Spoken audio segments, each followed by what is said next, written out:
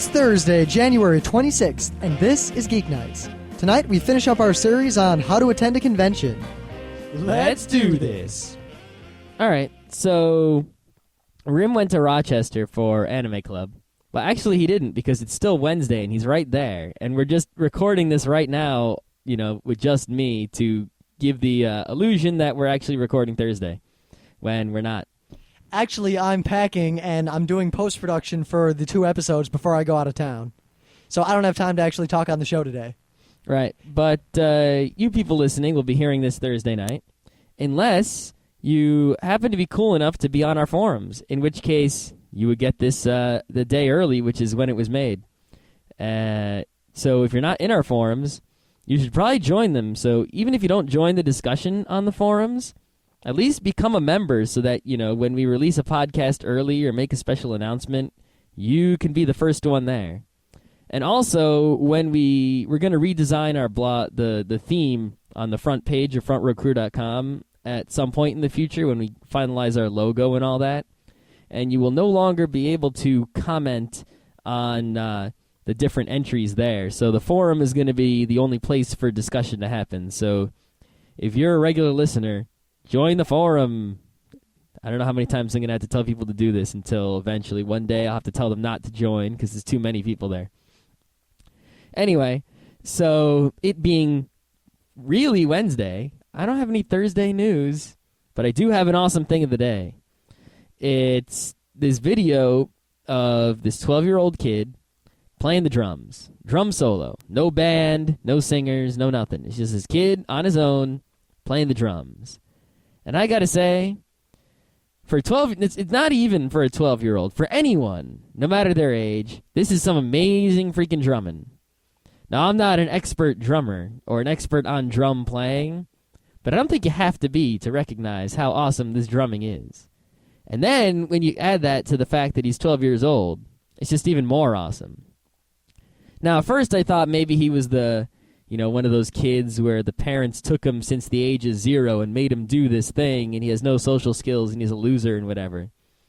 But if you watch the video and you hear him talk at the beginning, he seems like he's a cool, happening kid who knows the score and is, intelligent, like someone you want to hang out with. So watch it and enjoy. And now listen to the podcast that we recorded many days ago.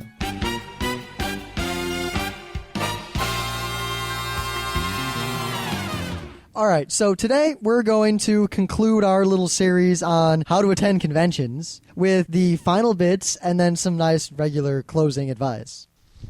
So like we said last time, we're going to cover the Artist Alley, the dance/rave, because every con seems to have a different kind of dance, and some are scary, and you really got to know what you're getting into.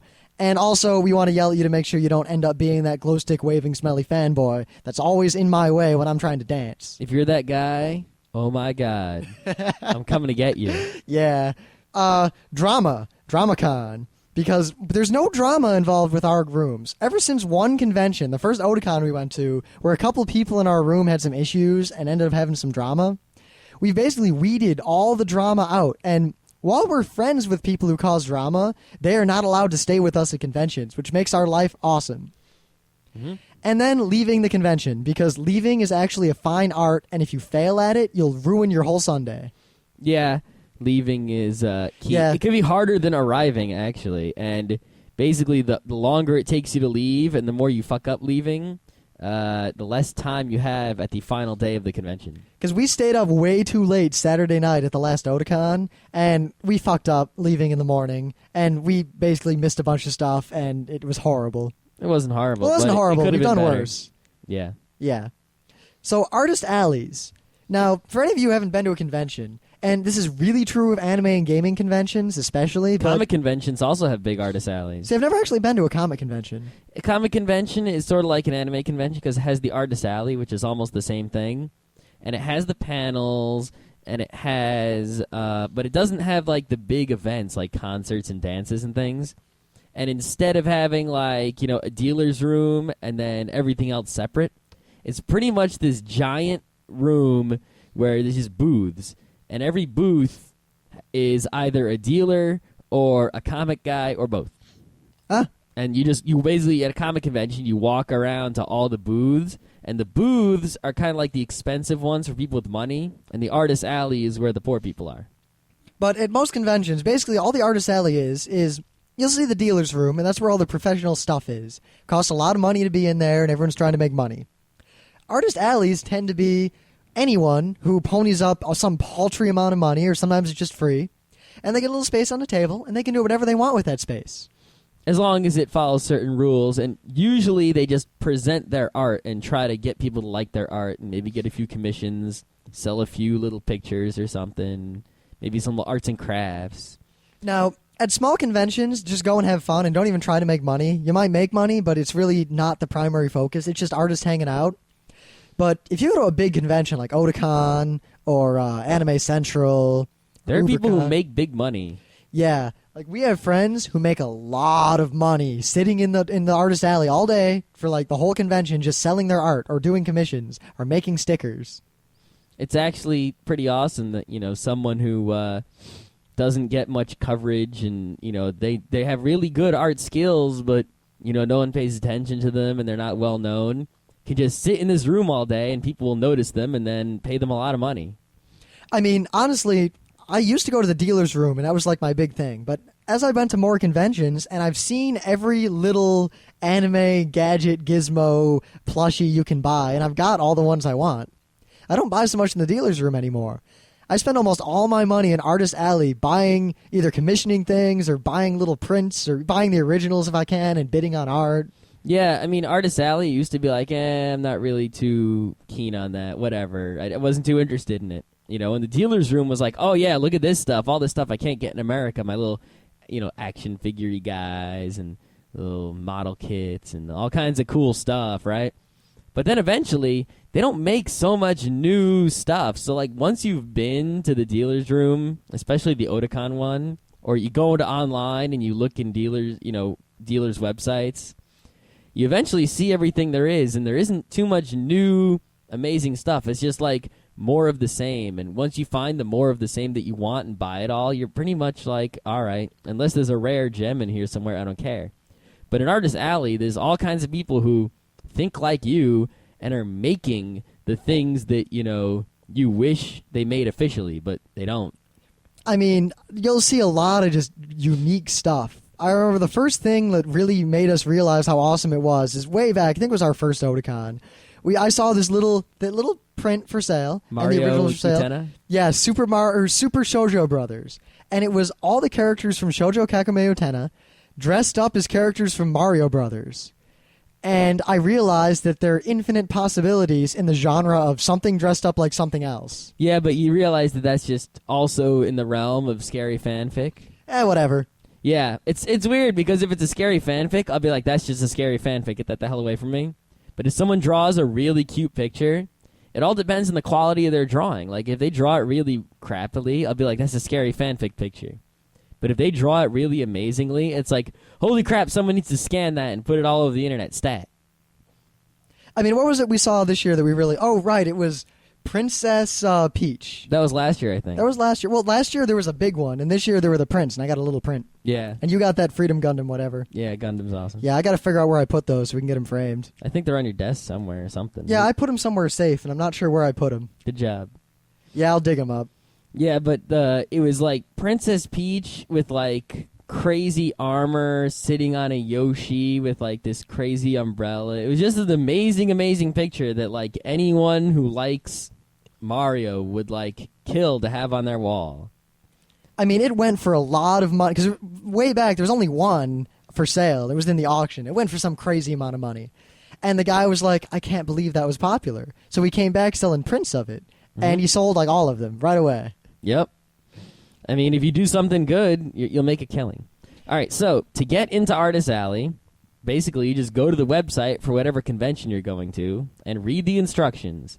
Read the instructions very carefully. And do it early. As early as possible. I mean, Otakon's Artist Alley sold out within an hour of going live. Yeah, that's only Otakon, though. Other cons should be okay, but like a medium-sized con, you might have a little trouble if you wait till the last minute. So as soon as you decide you're definitely going to the convention, follow the Artist Alley instructions. if you have to, like, call someone or email the people at the convention or something to make sure you've done it right, and maybe confirm a couple times just to make sure 100%. Yeah, because there are often a lot of stupid legal things you have to deal with in an artist alley. Because, like, Maryland, for one, has all these laws about vending, and you have to apply for a vendor's permit, or otherwise the police will literally come bust you up. Mm-hmm. Some states are more lax. Just find out whatever the rules are. The convention will tell you, and just do them. If you're under 18, you might have a lot of trouble, and there's really nothing that can be done about that. If you're under 18, just don't bother, or, just hang out in Artist Alley, or find someone who's, usually if there's someone who's over 18 and they have a table and you can make friends with them, or they are your friend already, and you just sit with them, or they let you sit with them, no one will notice or care, something like that. I mean, my main advice if you're going to sit in Artist Alley is, one, get a bunch of friends with you, because then it's just fun to hang out there all day with all your friends doing art. Yeah, what really sucks about Artist Alley is you don't want to end up sitting there all day and all night and not enjoying the rest of the convention at all. You need to have some sort of rotation with people where you get up and you sit down, and you need to have an easy way to get your stuff in and out of there, because you don't want to leave it there unattended, because you'll just be stolen or destroyed or something. I highly recommend you share an Artist Alley table with a friend. It makes the experience much more enjoyable. Like, infinitely so. All right. The second thing you got to do is you got to figure out what you're going to do with the Artist Alley table. And I recommend, there are two ways you can go about it. If you're like a super artist, you pretty much just have to display your art, and people will come and patronize you. It's that easy.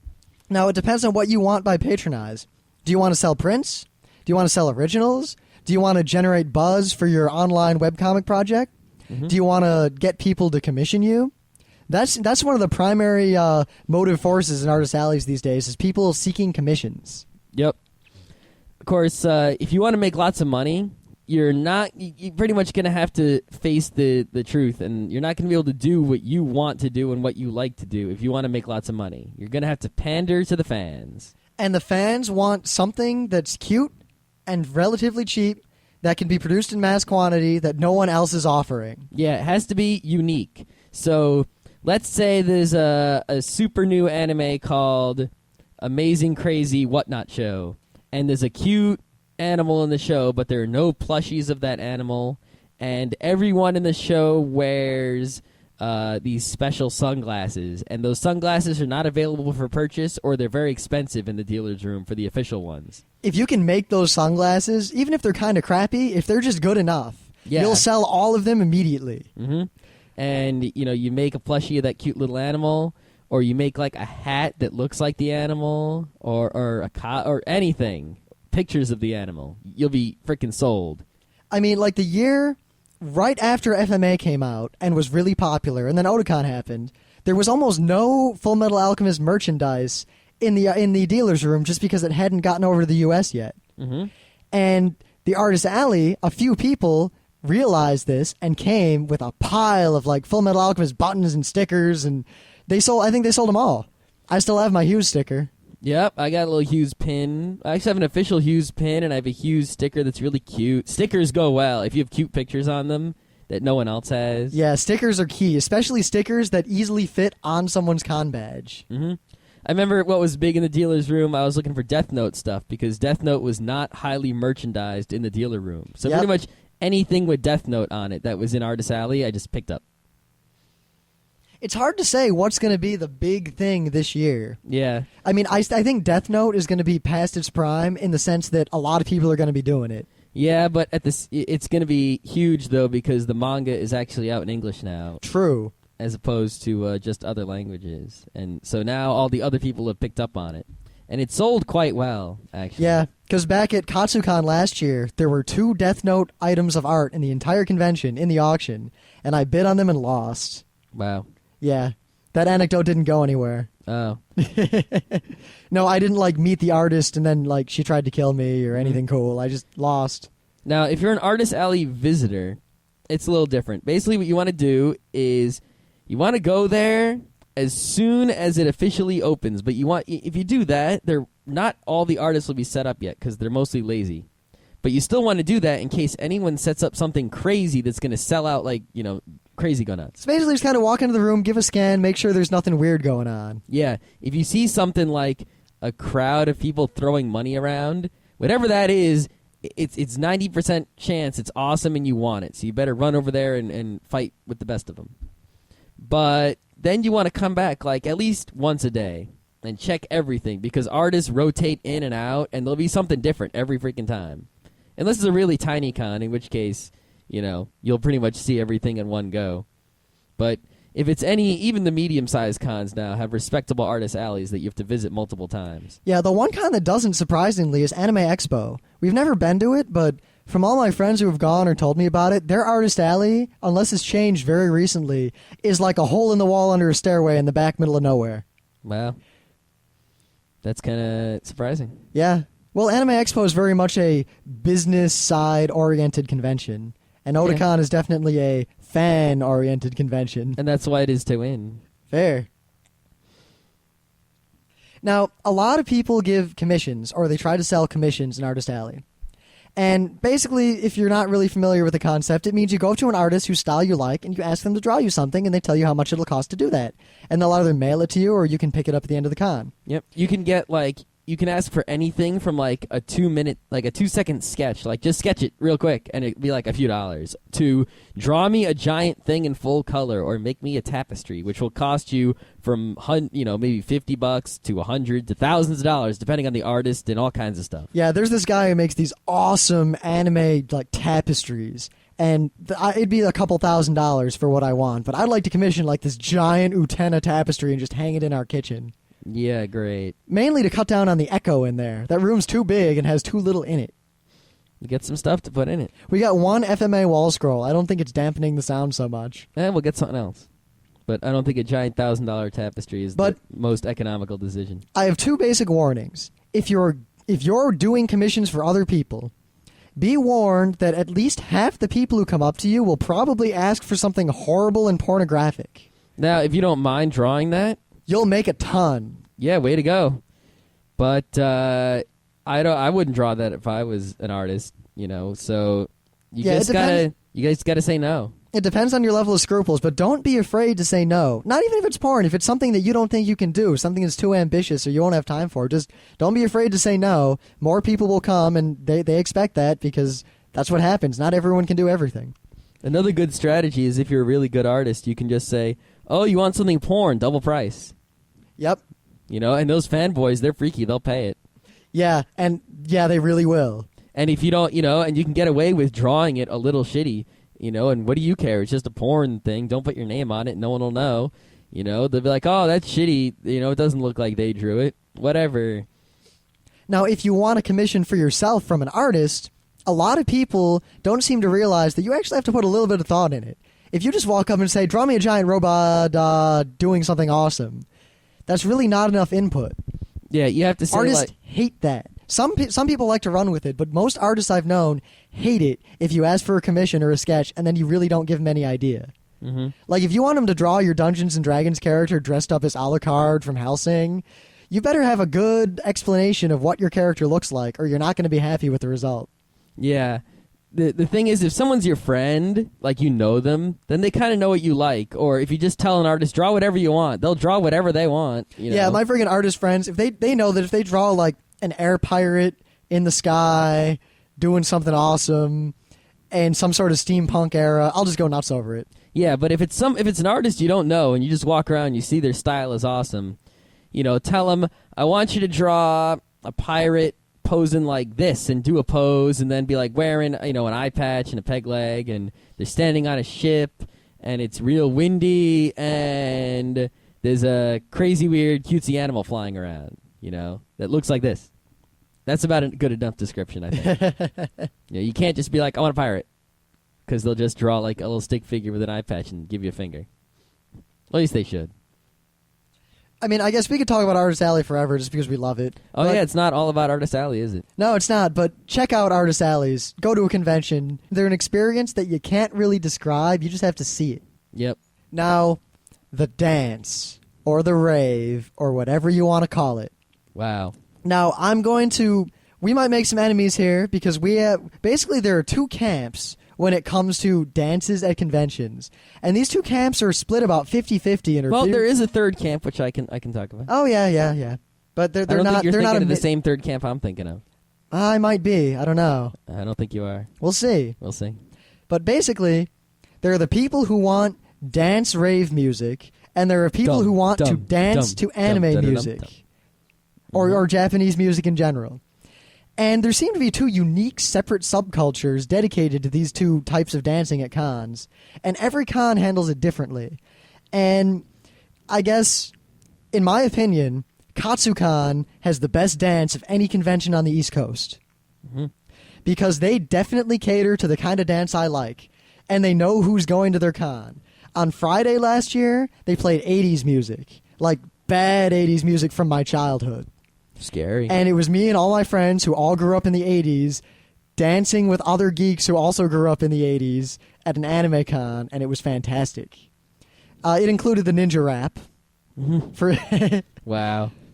And then Saturday, they played a lot of OC remixes, a lot of anime music with bass beats added so you could dance to it, a lot of Para Max type stuff, and they had big projectors, like they played River City Ransom stuff that you could dance to. And they had projectors with two staff guys playing River City Ransom fighting each other in time with the music. Did you get the lead pipe? I actually don't remember. I was too busy dancing. Oh, yeah, that would do it. Yeah, and watching my poor friend who met this cute girl, and they're like dancing with each other, and then our scary friend scared her away. That always seems to happen. It was... I'll describe that story someday, but basically, it was the biggest cock block in the history of the world. I've seen bigger cock blocks. If I tell this story in detail, I think you will agree that this is the biggest cock block in the world. When a scary man runs up and tries to headbutt the girl you're trying to flirt with, that's the end. Yeah, it is, but I've heard worse. Believe me, I actually have heard worse. Now, Otakon seems to definitely tend to more toward the rave aspects. Yeah, well, the thing is, if it's not an anime convention, if it's any other kind of convention, and they have some dance of some sort, it's just rave is what you do. There's not, other conventions don't have a type of music associated with them. Yep. I mean, you can't really play D&D music at a gaming convention. It just doesn't, I mean, we all went to Penguicon, a Linux convention in Michigan. And they had a dance, and they played mostly 80s music that we'd recognize, and like the Time Warp and all that freaky stuff that people at those kind of cons like to dance to. Mm-hmm. But it wasn't like they could play Linux music. They could play DCSS. I guess they could, but that's not very dancing, if you know what I mean. The hell, right paren. Yeah, so... But at anime conventions, they can play anime music if they want, and that's what we prefer, because... what's the point? I can go if I want to go to a rave. I can go to a rave out anywhere, anytime. I'm coming to this convention is because it's about anime, and I like anime, and I like anime music, and that's what I want to dance to. And I know that it'll be easier to find cool people if they're also dancing to that, because that's what cool people will do. If you have a rave, that's what drags in all kinds of ne'er-do-wells and such. Yeah. Well, part of the problem with, I guess, very large conventions is that the dance is pretty much an unmitigated disaster in terms of maintenance, planning, and security. There's just no way to actually police it. And there's just crazy people running around swinging glow sticks around on sticks or strings, and people just like laying in the back asleep, getting stepped on, or people just standing in the middle of the dance floor not even dancing. Yeah, I hate it when dance floors get too crowded and you can't do anything except bounce up and down. That's just like, all right, I'm out of here. See, I'm fine with a really crowded dance floor if everyone's actually dancing. Mm-hmm. But when it's 10 people standing in a circle, or, God, circles. Don't even get me started on circles. Yeah, one guy who can, do a backflip is in the middle of the circle, just backflipping repeatedly, while everyone stands around in a circle, just kind of shimmying, just watching the guy. Ask any professional DJ or professional lighting dude for any sort of dance club. Circles are the end of your dance. If circles are forming, it means you fucked up and the music is not danceable. Mm-hmm. Or the people at your dance just suck. It's usually the people sucking. I mean, there's nothing wrong with someone showing off their bad b-boy skills, but not in the middle of the dance floor, preventing all of us who are trying to actually dance. Yeah, that's agreed. But the key to succeeding at a dance is don't worry about your eyes, don't worry about your ears, worry about your nose. If you smells bad, move your feet to somewhere else. Good God. You can smell Otakon's dance from halfway across the convention center. It's really nasty. the guys who are swinging the glow sticks, yeah, they should put some deodorant in them glow sticks and then crack them open and pour them on the pits, because goddamn. You got these people who didn't shower since the morning or possibly the previous day, and they're basically nonstop moving their bodies, sweating all over the place. They're not stopping, and there's a whole bunch of them in a really crowded room with poor ventilation. Now, don't let that dissuade you. Maybe it'll dissuade you from Otacon's dance, but in general, con dances, even if you're kind of shy or you're afraid of dancing or you think you look silly, oh my God, go. You'll have an amazing time. Yeah. If the only reason you're not dancing is you think you look silly, just look around. Yeah. It's not like a nightclub where, people kind of know how to dance or they pretend to or, whatever. This is a bunch of nerds. They all look silly. No one cares. No one's looking at you. And like you see that bad b-boy in the middle of a circle, and he looks like he's doing something crazy and complex with a joystick. Why do I keep saying joystick? I don't know because of Tokyo Joe. All right. Yeah, that's what we used to call those types. Yep. But they got a glow stick and they're doing something crazy with it, and it looks really awesome. No, it's not. If you turn the strobe light off, he's just kind of moving his hand around in a circle, and it's something anyone can do with zero practice. Yeah. Don't be intimidated. That's the key. Just go in, flail your arms, meet a cute girl or cute guy, and just dance with them. Yep. And trust me, anyone there who's not already dancing with someone wants to dance with someone. Yes. Of the opposite sex. And if they don't want to dance with the opposite sex, they'll just tell you because gay people are cool like that. Yeah. Anime cons are great places to meet compatible people. If you're a geek and you're at a con and you see a cute girl, go over there, dance with her, or play DDR with her or something. The real key is just to have social skills and not smell. If you don't smell, you're not ugly, and you have any amount of social grace, any amount at all. Of course, I guess that's sort of false because you either have grace or you don't, but... I don't have grace. I don't want grace. Yeah, whatever. Anyway, but if you have any social skills whatsoever... and there's a common interest. Duh, you're at the same convention about the same thing. There's already a common interest. Because that's the first barrier most shy people seem to have over actually getting up the nuts to go ask a girl out or do you want to dance with me? And girls too. I'm just using the guy example because I'm a guy. Mm-hmm. Is that what do I say? It's an anime con. Talk about how much you hate Shinji. Yeah, you've all seen the same shows. Or hey, they're playing this great anime song. Go up and be like, dude, I love this song, blah, blah, blah, blah, blah, and start singing it, and maybe they'll start singing it, because, trust me, girls at anime cons love to sing songs. Yeah. I mean, God, we used to run dances, or anime music nights, we called them, at our club at RIT, and whenever we played that frickin' Inuyasha song, I want to change the world. Oh, that's an Inuyasha song? Yeah. Oh, yeah. Frickin' the girls there would scream it at the top of their lungs. If you sing it with them, they will like you. Yes, they will like you. As long as you don't sing it like... What the hell was that? I tried to make a painful noise without making it loud. You just sounded like the cheat. Yeah. Yeah, the cheat, he can totally rock the house with his switch light raves. Light switch raves. Yeah, so after you're done with the dance and you go back to your room and take a shower, you got to worry about how to leave the convention on Sunday. Yes, and basically... this is very critical in the sense that if you do not do it, like I said earlier, and you do not do it well, you will lose your Sunday. Now, Sunday is an important con day. This is the last day for the dealer's room, which is when there'll be mad sales, because dealers will be trying to get rid of all their stuff that they brought with them, because the less they have to bring back, they might be able to get a smaller truck, and they save money, And yes. Yeah, I mean, you'll find deals like our friend Scott Johnson. He just wanders around to every bin where someone's like, 5 DVDs for $5, get these out of my store. Yep. And he'll just buy them all regardless and of what... spent a lot of money to get their dealer's table at Otakon, so they're going to sell as much there as they can to get their money's worth, if they bring it back to their store, they basically lost money in some sort of indirect way. So they're desperate to sell whatever they can. And on Sunday, when it's the last day, you can freaking rake it in if you know what you're doing. Yep, don't be afraid to haggle. Just if you see something you can't afford, just ask them if they'll sell it to you for $5 less if you'll pay cash. Yeah, the only real reason to buy something before Sunday is if it's real, you might, have trouble carrying it or there's some special situation, or it's going to sell out right away. Or it's crazy. a cactuar. Yeah. Yeah, way back, we always wanted a cactuar plushie, and they hadn't been manufactured for a while. And they definitely weren't being sold in the U.S. legitimately. And one day we saw one at the con, and this dealer guy who was like wearing stilts was standing there holding it. And we ran over, we're like, can we buy your cactuar? Can we buy your cactuar?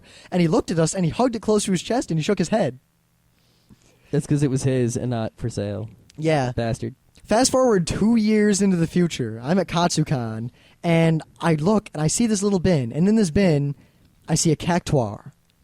And I freak out, and I reach to grab it. And my friend Bruce, who's right there next to me, who also wanted one, reaches to grab it. And we're standing there, and we're holding this cactuar, this ultra-rare plushie, and we're looking at each other. And he's in the Navy, so he could pretty much just kill me and take it. And then we look, and there's another cactuar. There were, in fact, 3 in the entire convention. And we bought them both, and the third one sold immediately to some guy who was standing right there. And the whole rest of the con, everyone kept asking us where we got the cactuars. And we told him, yeah, that dealer. Sunday, we run into that dealer, and he sees the cactuars, and he says, and I quote, "So you're the bastards. You know how many people have been asking me for freaking cactuars?" Yeah, that's what happens if you get something ultra rare. They're not that rare anymore. It looks like they remade them. They remade them, but I think those are a different version. They're not the exact same cactuar. It's hard to say. Yeah. I like the one we've got the best. The other ones are not so good. Our friend Alex did the same thing with a little tonberry. Well, I think he ordered it online somewhere, actually. Oh, he went to the dealer, and the dealer didn't have something he wanted. So he said, "Do you have this?" And the guy says, "No, but I have it at my store." And the dealer went to his store that night, got it, and brought it back to the con so Alex could pick it up for him the next day. Yeah, talk to the dealers. They'll work with you. Yeah, so, like, if a guy has every plushie in the known universe, like, I remember there was these Pac-Men, and you would put batteries in them, and the Pac-Man ghosts, and they would walk around, and they were really cool, but they didn't have green. So I was like, "Do you have green?" And they were like, if they made green, we'd have it. So I found out they didn't make green. But you know what? If they would have made green and they just didn't have one there, they would have brought one for me. Now, to get back onto the actual advice part instead of us reminiscing. Ah, yes. Leaving the con on Sunday, basically, you have to forego sleep. Just remember that you can sleep Sunday night when you get home. You can sleep later. Don't sleep Sunday morning, and don't sleep in. Most hotels make you check out around noon, so you got to be out of the room and paid by noon. And the cons usually end early afternoon. Very few of them go all day Sunday. Now, that in itself doesn't sound so bad. Like, all right, you get up at, say, 11, get out of the room, check out, and go to the con. No. First off, everyone else has the same idea. So you'll be ready to leave your room, and you try to go downstairs, and there will be an infinite number of fanboys standing around every elevator. Half of them will break from the strain. It takes about 2.5 hours to actually check out of a crowded convention hotel. Mm-hmm. That's for sure. So basically what you have to do is seriously get up at like 6 in the morning, gather all your stuff, and if everyone else in the room sucks and isn't going to do it on your own. Get all your stuff, put it on your car, pay whoever you have to pay, and then get the hell out of that room and go enjoy the convention. Mm-hmm. Because the cons on Sunday, they start at 8 a.m. or whatever, and if you wait until, noon to get your stuff out of your room, you basically missed 8 to noon. That's 4 hours you just threw away. If you check out by 9 a.m., it'll take you about 45 minutes to check out and clear out the room and all that stuff. Mm-hmm. If you try to check out around 11 or noon, it'll take you about an hour and a half.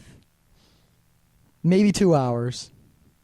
Now, make sure that you go over that room and you make sure absolutely nothing is left in there, because people will leave shit there. I guarantee it. Yeah, we've had people leave shoes. We told you about all that in another podcast. Yeah, I think we did. But basically, keep your stuff together and worry about your own stuff first. If you kept all your stuff in a spot like we told you before, you probably won't have much trouble unless someone moved it. If someone moved it, God help them. And if you're the one who paid for the room and you didn't collect money yet, you're screwed. Collect the money before you even let people into that room. Yeah. There's no way you're going to hunt everyone down and collect all that money while you're checking out. Also, if you need the cash to check out, don't make the mistake we did the first time we ever got a hotel room at a big con. Sure, everyone paid me before it was time to check out. Most of them wrote me a check. So me and Scott are standing at the checkout desk of the hotel. We've got like 8 checks with us for varying amounts of money, but no cash to actually pay. Yeah, the hotels don't like that. They can't really take a check from you. Yeah. And if you don't have a nice credit card, then they're going to yell at you. Yeah, of course now we have 1 million credit cards. You actually have money. But back then we didn't have money. Now, Sunday at the con, there's actually a lot going on, but not so much for the events. Sunday is generally a really laid-back day, and you'll usually just run into all the people you might have seen once or twice during the con and just chill with them. Mm-hmm. Lots of hanging out that you definitely don't want to miss out on. Yep, one year we just sat in a lobby and played Puerto Rico German board game until they kicked us out of the convention center. And a bunch of people came over and joined in and talked to us, and it was just fun. Mm-hmm. And one thing I can highly, highly recommend is that most cons have some sort of closing ceremonies or feedback session. They are usually hilarious. Yeah, the opening ceremonies are usually like lame. Like no one goes to them for a reason. Yeah, Anime Central is really the only con I've ever seen that had a funny opening ceremony. But at the closing ceremonies, all the con staff, they're like done doing all the work they have to do. They're just like, yeah, whatever, it's all over. I don't care anymore. They haven't had enough sleep. The feedback panels are exquisite treasures to reminisce forever. I wish someone recorded them all. The first con feedback panel we ever went to, we went to it on a lark.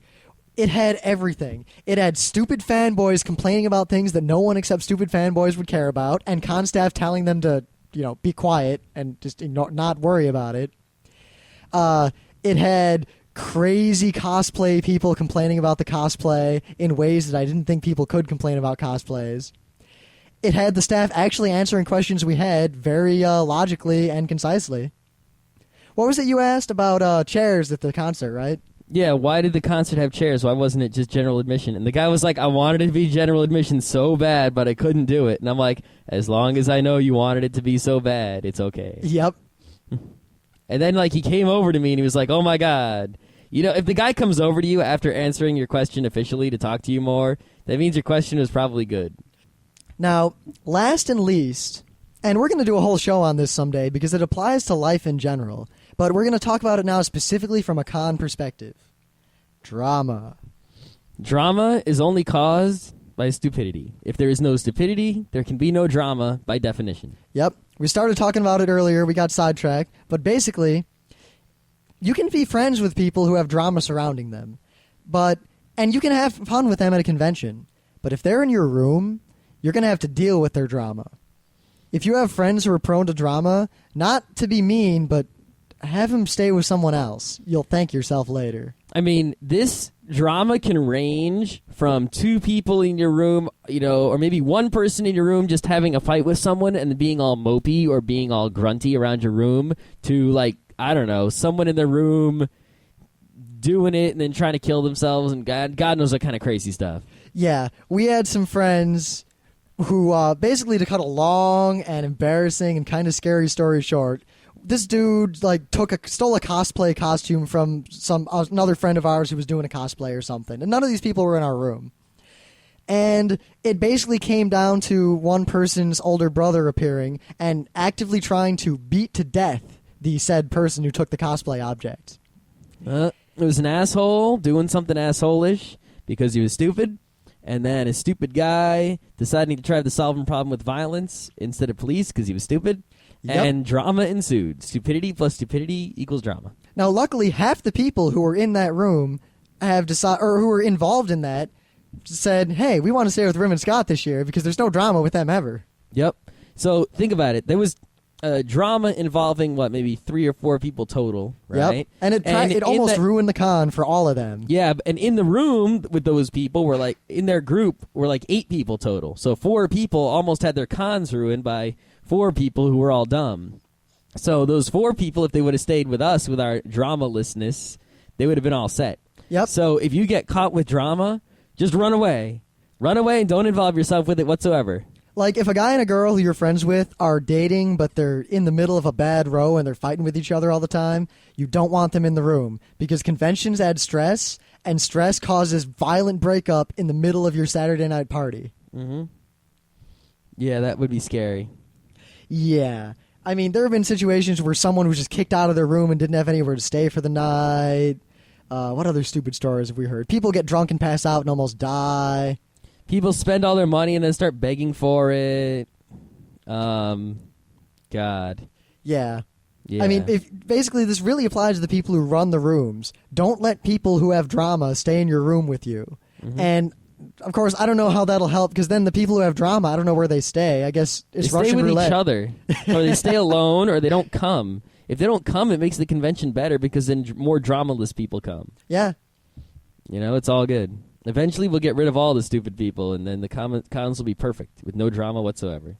Well, I mean, I guess it's partly that we've been lucky, and two, that we have a really good group of friends, and even primary friends and peripheral friends. They're all really cool. I mean, we leave all our money and wallets out in the room. No one even considers the idea that someone would steal anything. But yet I hear stories from people who someone stole $20 out of the hotel fund before they left. Yep. Now, another thing is, no matter how nice or helpful or whatever you think you're doing, don't try to help solve a drama. Don't try to avert a drama.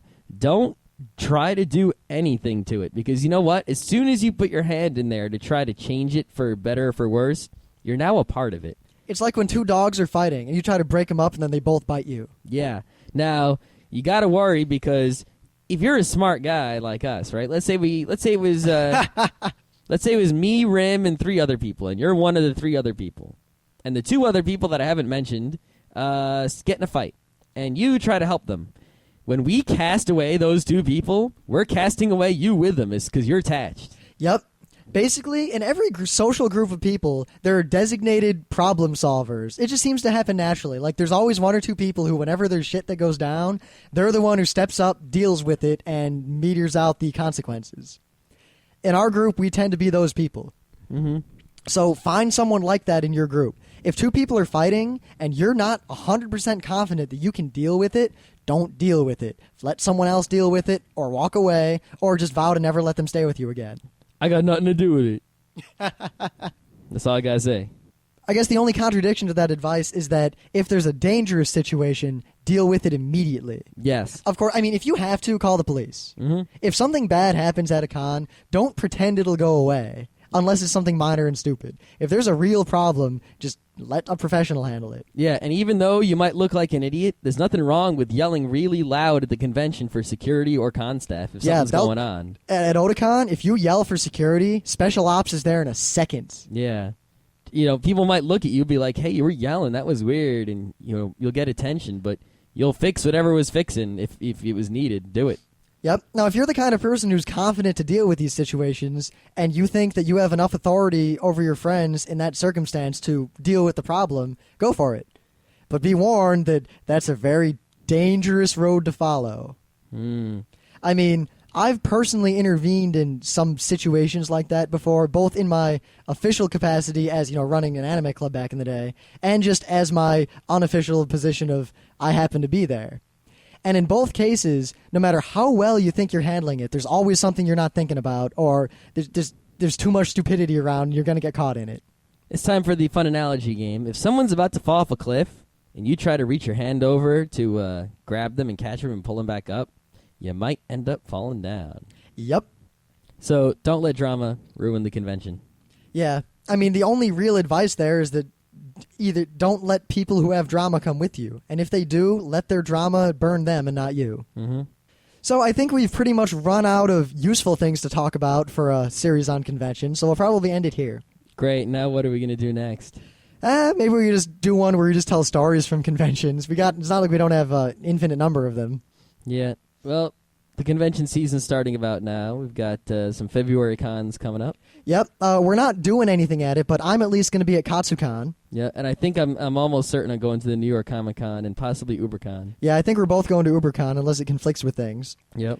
I'm going to be speaking, doing at least one panel at Animazement in May, I think. There's some tentative news that we might be doing Geek Nights live at Otakon. Maybe. We mentioned that in the forums a while ago. Yeah, that's why you should keep checking out the forums, because you'd find out cool stuff like the fact that this podcast was available yesterday.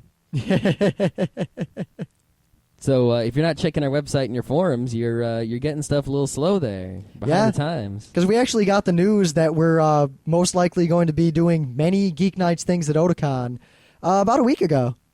And everyone who reads the forums knows about it, but you guys don't. So if you want to check us out, just go to Otakon and you'll meet us. I 100% guarantee it. Yeah. Oh, we'll also be at Toricon at RIT in Rochester. Oh, yep. They don't have the website up yet, but I'll yell at them about that. And that's not all. We might go to some more conventions as we decide to, randomly. Yeah, because now that we have money and we're not poor college kids, we go to almost any convention that's worth going to, that we can afford to. Yep, according to the rules we talked about 3 podcasts ago. Yep, well, 2 podcasts ago. Ah, true. Because I used to go to Anime Central, and I love that con. It's still on my list as one of my favorite cons, but Chicago is too far away from New York City. It's and real flying fun. sucks. It's too expensive. Yeah, though ASEN was really worth it. I had some damn good times there. So I'll go there. Yeah. I'm going to PAX. We've always wanted to go to PAX. It's just a matter of flying there. The one thing that really keeps me from going to PAX is the East Coast PAX rumor. Yeah, if there's an East Coast PAX... Well, actually, we had a plan. PAX is the Penny Arcade Expo, if you don't know. And we decided one year that we were going to go to PAX, and because our tradition as our group of friends is generally we go to Otakon, and then our good friend Scott Johnson has a beach house in Wildwood, New Jersey. And we'll go there then for like the next week afterward and just chill and reminisce about the con and swim. Mm-hmm. And we decided that we were going to get a bunch of sand and seawater from the East Coast. And then if we ever went to PAX, we were going to anoint Gabe and Tycho, either forcibly or maybe with some sort of permission, depending on the circumstances. Mm-hmm. But they did come to the East Coast actually relatively recently again for I think the second or third time, but they went to the Baltimore Comic-Con, which we couldn't go to. Yeah, which the is Baltimore in the same building as Comic-Con- Otakon, but it was real small. Yeah, I mean, Otakon takes up the entire Baltimore Convention Center and more. Mm-hmm. The Baltimore Comic-Con takes up like a couple of rooms in the convention It center. was smaller than the dealer's room of Otakon. Yeah. Yeah. So we didn't go to that, and then I think they went to some other... I think they went to MIT and spoke or something, but we didn't go to that either. Yeah, we were actually busy. There's a reason why we didn't go. Yeah, but, those bastards, they were going to come to Otakon once, and they didn't. Yeah, that Otakon we were at, we expected them to be there, but no, they backed out last minute. Well, I knew they canceled right before the con, but, still, bastards. We'll get them one day. One day. Yeah, in closing, go to conventions. They're awesome. Mm-hmm. I don't know what else I can say. Fair.